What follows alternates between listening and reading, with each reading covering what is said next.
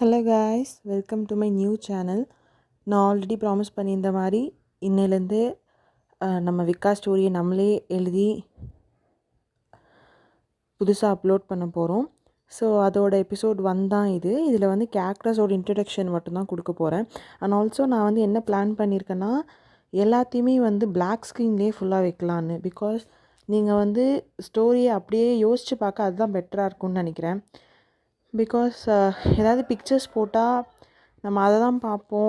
அதை வச்சு நம்ம எப்படி கனெக்ட் பண்ணுவோன்னு எனக்கு தெரில. அதனால நான் வந்து பிளாக் ஸ்க்ரீனில் தான் வச்சுக்கலான் இருக்கேன். இதுதான் எபிசோட் 1. ஏதாவது ஒப்பீனியன்ஸ் இருந்தால் இதுலேயே நீங்கள் கமெண்ட்டில் சொன்னீங்கன்னா நெக்ஸ்ட் எபிசோட்லேருந்து அதை சேஞ்ச் பண்ணிக்கலாம். ஸோ நம்ம ஸ்டோரிக்குள்ளே போகலாம். ஃபஸ்ட்டு வந்து நம்ம ஹீரோவோட பேர் வந்து இதுலேயும் விஜய் தான். விஜய் வந்து ஒரு மிட்-20s, அதாவது 25லேருந்து 30 இயர்ஸ் ஆஃப் ஏஜில் இருக்க ஒரு பர்சன்.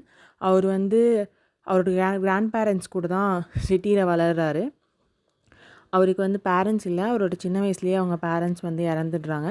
ரொம்ப ஹேண்ட்ஸமாக, டாலாக, ரொம்ப ஹெல்த் கேராக அவரே ரொம்ப நல்லா ஹெல்த்தியாக பார்த்துக்கிற மாதிரி வெல் பில்டாக இருப்பார். அண்ட் ரொம்ப கொஞ்சம் ரகர்டான எக்ஸ்டீரியர் கேரக்டர் இருக்கும். பட் இவர் வந்து ரொம்ப ரொம்ப சாஃப்ட் நேச்சர், சைல்டிஷ் கேரக்டராக இருந்தவர் தான்.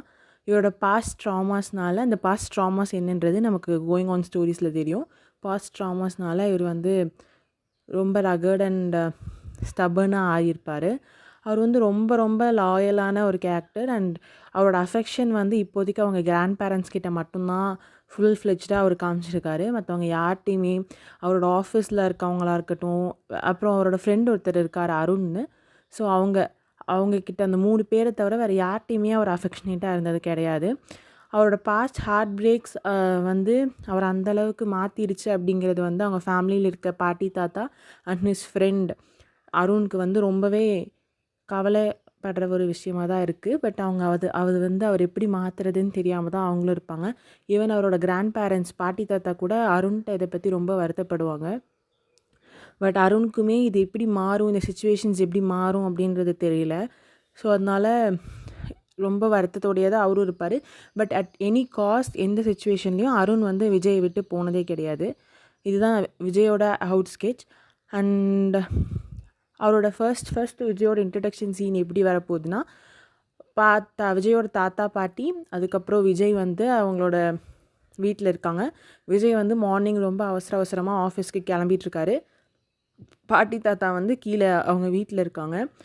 அவங்க வந்து விஜய் இன்னும் கீழே வரலன்னு மெய்ட்கிட்ட சொல்லி பிரேக்ஃபாஸ்ட்லாம் ரெடி பண்ண சொல்லிட்டாங்க. பிரேக்ஃபாஸ்ட் ரெடி ஆகிருந்தும் விஜய் இன்னும் கீழே வரலையே அப்படின்னு இருப்பாங்க. விஜய் வந்து மேலே வந்து அவரோட ஆஃபீஸ்க்கான ரெடியான இன்றைக்கி ஒரு மீட்டிங் இருக்குன்றதுக்காக அதெல்லாம் ரெடி பண்ணி வச்சுட்டு வீட்டில் அவங்க ரூமில் கிளம்பிட்டுருப்பாரு. அவரோட லேப்டாப்பில் எதுவும் முக்கியமாக பார்த்துட்ருப்பாரு. சரி, இவர் ரொம்ப நேரமாக கீழேயே வரலையே அப்படின்னு சொல்லிட்டு தாத்தா வந்து மேலே போய் பார்க்குறாரு. மேலே போய் பார்த்தா விஜய் வந்து ரொம்ப டென்ஷனாக, ஃபேஸ்லேயே டென்ஷன் தெரிகிற அளவுக்கு ரொம்ப டென்ஷனாக இருக்கார். அவர் வந்து அங்கே உட்காந்து அந்த லேப்டாப்பில் ஏதோ வேலை பார்த்துட்ருக்கிறது தாத்தா பார்த்துட்டு உள்ளே போய், என்னாச்சு விஜய், ஏதாவது பிரச்சனையா, என்னப்பா ஆச்சு, ஏன் இன்னும் கீழே வரல சாப்பிட, ஆஃபீஸ்க்கு டைம் ஆச்சுல அப்படின்னு சொல்லி தாத்தா வந்து விஜய்கிட்ட கேட்குறாரு. விஜய் வந்து, ஒன்றும் இல்லை தாத்தா, வேலை இருக்குது கொஞ்சம், நீங்கள் எதுவும் வருத்தப்படாதீங்க, நீங்கள் கீழே போங்க, நான் வந்துடுறேன் அப்படின்னு சொல்கிறாரு. அப்புறம் விஜய் வந்து லேப்டாப்பில் இருக்கிறத பார்த்துட்டு தாத்தாவும் கொஞ்சம் வருத்தப்பட்டுட்டு கீழே போயிடுறாரு. அப்புறம் விஜய் வந்து கொஞ்ச நேரத்தில் ரொம்ப வேகமாக ஸ்டெப்ஸ்லேருந்து இறங்கி வராரு.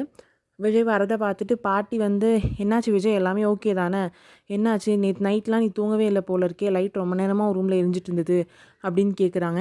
விஜய் வந்து ரொம்ப சாஃப்டனிங்கான வாய்ஸில், நல்லா தான் இருக்கேன் பாட்டி, கொஞ்சம் பிஸ்னஸில் கொஞ்சம் இஷ்யூஸ் இருக்குது, அதை தான் சார்ட் அவுட் பண்ண ட்ரை பண்ணிருக்கேன் அப்படின்னு வந்து விஜய் சொல்கிறாரு.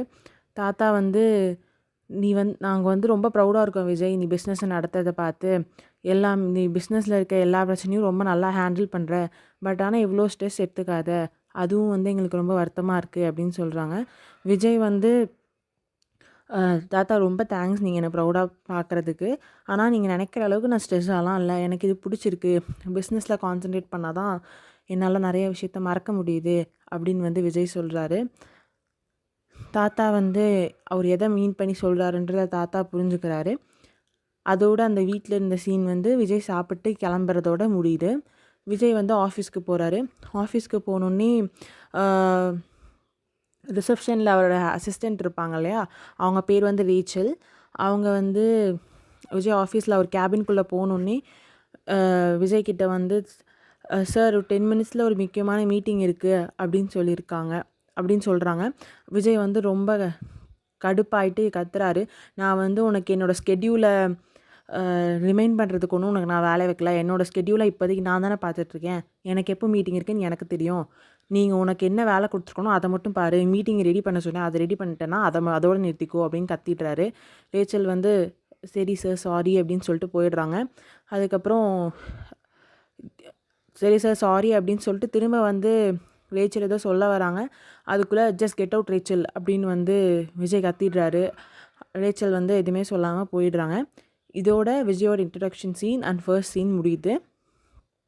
அடுத்த எபிசோடில் காவேரியை பற்றி பார்க்கலாம். Okay, thank you. அண்ட் இந்த எபிசோட் பற்றி ஏதாவது உங்களுக்கு ஒப்பீனியன்ஸ் இருந்தால்